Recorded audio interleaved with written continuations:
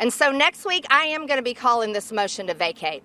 Absolutely calling it. Is she a serious lawmaker? I don't think she's proving to be, no. She's the most serious representative up here. Former President Trump has said positive things about the speaker and has said he doesn't favor a motion to vacate. Aren't you defying the former president's wishes? The ever-escalating MAGA civil war, waged primarily between Marjorie Taylor Greene and Republican Speaker Mike Johnson, took yet another turn recently with a series of public moves. Greene publicly declared that she will trigger the motion to vacate. Johnson is becoming increasingly publicly condescending of Greene, and the Democrats have finally publicly declared what they will do in response to all of it. But before we unpack all that, if you end up liking this video and you want to support the channel, please be sure to hit the like, subscribe, and alert bell before you go.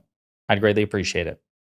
All right, friends, we have several clips to look at in this video. The topic is once again the ever-present and ever-escalating MAGA civil war, which we've seen primarily, since January 2023, since Republicans took the majority in the House of Representatives. It's been one battle, one stage of the Civil War ever since.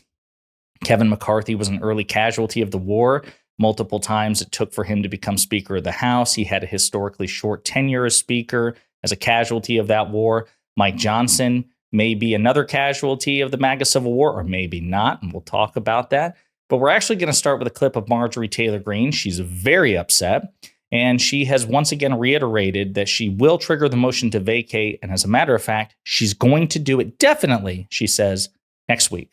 I think the American people need to see a recorded vote of does the members of Congress support the uniparty? Is this what they support? I think every member of Congress needs to take that vote and let the chips fall where they may. And so next week, I am going to be calling this motion to vacate. Absolutely calling it. I can't wait to see Democrats go out and support a Republican speaker and have to go home to their primaries and have to run for Congress again, having supported a Republican speaker, a Christian conservative. I think that'll play well. I'm excited about it. So she's trying to frame this as a situation of realpolitik and, cunning political move, which it probably isn't, knowing Marjorie Taylor Greene. But unfortunately, she also gave away the other spoiler, which is the Democrats have publicly declared, under the leadership of Hakeem Jeffries, that they will block a motion to vacate if Marjorie Taylor Greene and the far-right fringe attempt to remove Speaker Mike Johnson. So this is what they say. For months, House Republicans irresponsibly delayed critical security assistance to our Democratic allies in Ukraine, Israel, and the Indo-Pacific, while simultaneously blocking humanitarian assistance to civilians in harm's way in places like Gaza, Haiti, and the Sudan. Thanks to a bipartisan coalition of Democrats and Republicans led by President Biden, we were finally able to meet the national security needs of the American people. From the very beginning of this Congress, House Democrats have put people over politics and found bipartisan common ground with traditional Republicans in order to deliver real results. At the same time, House Democrats have aggressively pushed back against MAGA extremism. We will continue to do just that. At this moment, upon completion of our national security work, the time has come to turn the page on this chapter of the pro-Putin Republican obstruction. We will vote to table Marjorie Taylor Greene's motion to vacate the chair. If she invokes the motion, it will not succeed. So Greene is saying, aha, this is actually a trap for Democrats. I dare you to vote to protect a Republican speaker. I actually don't think that they'll struggle with that in their primaries. It depends, right? And it certainly depends on how they pitch it. Democrats, generally speaking, have an appetite for bipartisanship infinitely greater than that of Republicans, and they tend not to be punished for it as a result, especially if you can point to materially beneficial outcomes. Democrats didn't suffer for working with Republicans on bipartisan infrastructure bills or bipartisan gun control legislation, bipartisan manufacturing bills, et cetera, and so forth. This is a problem which I don't think Greene understands. It's a problem exclusively for her and her base. They're the ones, MAGA Republicans and the Republican Party are the ones who struggle to work bipartisanly. My God, Democrats worked bipartisanly with Donald Trump when he was president during the COVID pandemic, helping him pass 2 sweeping COVID stimulus bills in an election year, knowing that he would get the credit for it. So I think she's mistaken there. We just have a better appetite and a better sense of civic pride and statesmanship by far than anybody in the Republican aisle. Another clip I want to play, though, is Representative Thomas Massie, a lunatic from from Kentucky, who is backing Greene's efforts to kick Johnson out of his position. This is how he described Marjorie Taylor Greene. Go ahead. So that charge is leveled from Mike Johnson against Marjorie Taylor Greene. You're saying that he said she's not a serious lawmaker? Is that right? In an interview last night. Okay, in an interview last night. She's the most serious representative up here. If you listen to the speech that she just gave, she captured exactly what Republicans back home are thinking. Did she?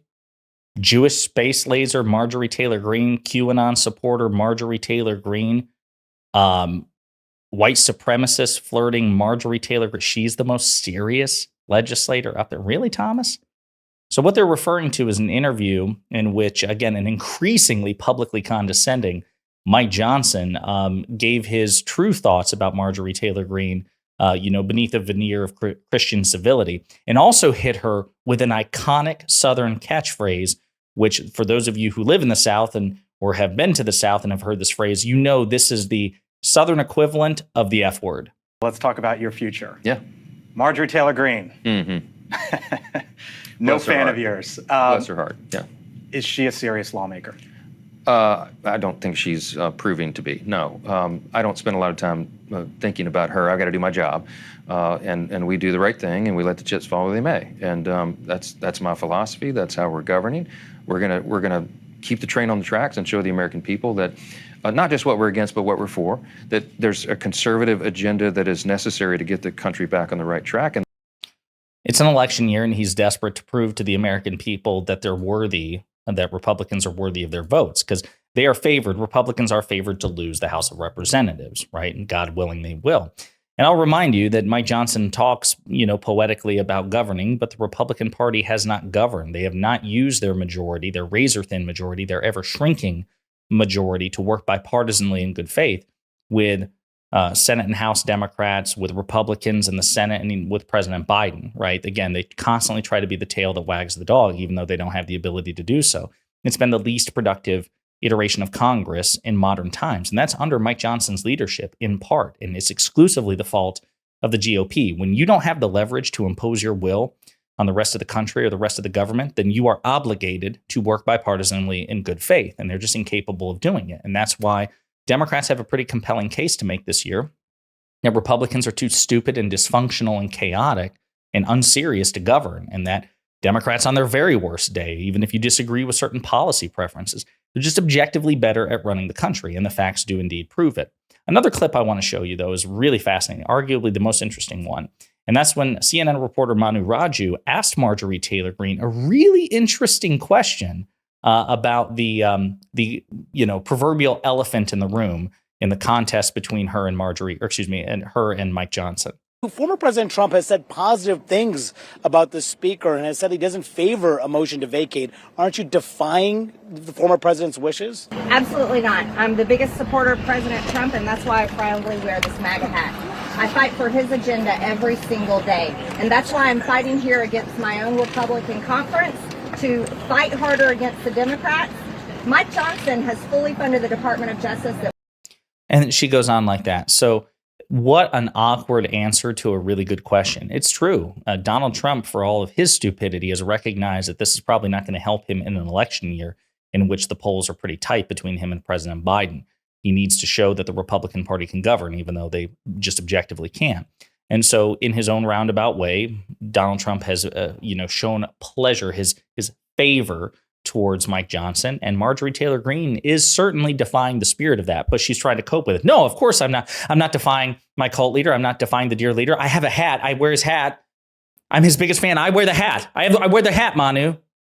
It's embarrassing stuff. It's pathetic. It's just empty virtue signaling. She is acting in contradiction to his wishes, even though he probably favors Marjorie Taylor Greene spiritually, ideologically over Johnson because she's that devoted to him. She's more devoted to him than Mike Johnson is. He recognizes, even Trump has to recognize this isn't going to end well, right? And Marjorie Taylor Greene has boxed herself in. So I'll be honest with you, though, I am shocked. I am surprised that she is, defying him in this way. but she's trying to split the difference. She's trying to defy him in a way, but she's bending over backwards to try to pitch it as a roundabout form of obedience. I am so loyal to Donald Trump, I will disregard his directives because I'm loyal to his agenda, even in spite of his commands, and I'm going to fight against the Democrats. Lady, you have no leverage over the Democrats. None. That's what Republicans just don't get. As a matter of fact, a Democrat just won a special election in New York, once again shrinking that margin, that Republican majority, down to 1. She doesn't understand. They don't have the numbers, and the math doesn't change. But that's why I remind you, we're in an election year. And whatever particular policy disagreements you may have with President Biden and the Democrats, and I'm sure many of them are sincerely held and perfectly understandable, Democrats are just objectively better at running government. By far, every day of the week, no exceptions on every issue. And this just proves it. Let me know what you think in the comments.